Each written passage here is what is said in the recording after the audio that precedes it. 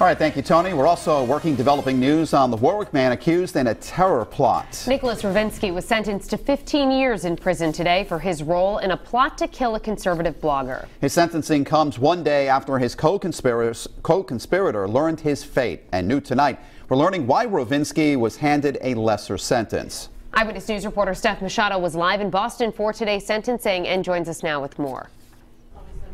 Nicholas Rovinsky got 15 years for the terror plot, less than his co-conspirator, in part because he flipped for the government.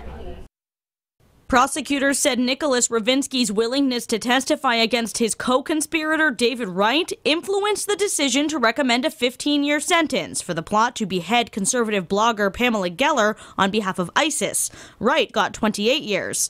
Assistant U.S. Attorney Stephanie Siegman writing in a sentencing memo, what differentiates Rovinsky from many other terrorist defendants is that he has recognized the wrongfulness of his prior beliefs and actions, publicly repudiated his support for ISIS, and testified against his co-defendant. Mr. Rovinsky was a uniquely vulnerable young man. For a time, he fell under the spell of an odious, violent, and extremist ideology.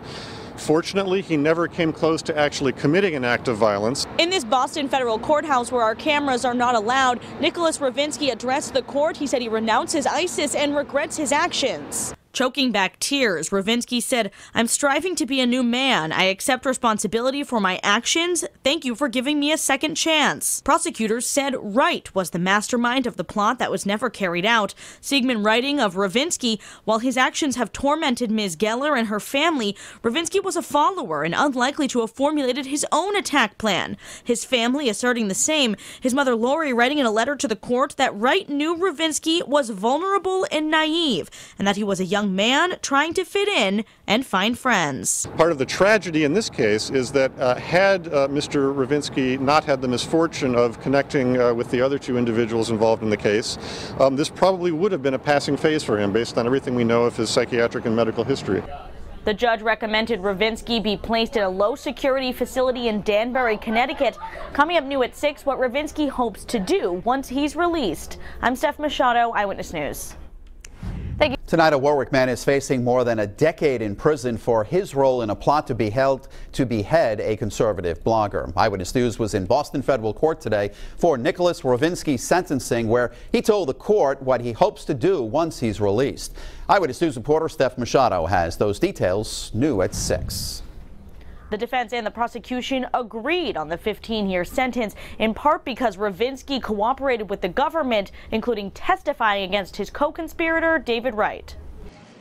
The 2015 terror plot was to behead conservative blogger Pamela Geller for ISIS. It was never carried out, but Nicholas Rovinsky had agreed to do it. After being radicalized by David Wright online, he was sentenced to 28 years in prison Tuesday, Rovinsky getting 15 on Wednesday. Prosecutors explaining in a sentencing memo what differentiates Rovinsky from many other terrorist defendants is that he has recognized the wrongfulness of his prior beliefs and actions, publicly repudiated his support for ISIS, and testified against his co-defendant.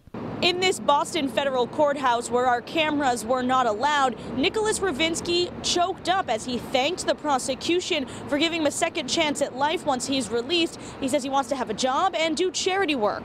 Defense attorney William Fick explaining why Rovinsky hopes to one day help veterans. He feels really badly about having signed on to an ideology that is inimical to our to the military forces that protect the country. Rovinsky's family declined to comment outside court, but asked for leniency in letters to the court, citing Rovinsky's troubled past. They said he was brainwashed by Wright. 15 years is still an extremely, extremely severe sentence. Is it a fair sentence? In the circumstances, I think yes. Rovinsky will have lifetime supervision once he's released from prison in 2030. The judge recommended he be placed in a low-security facility in Danbury, Connecticut. I'm Steph Machado, Eyewitness News.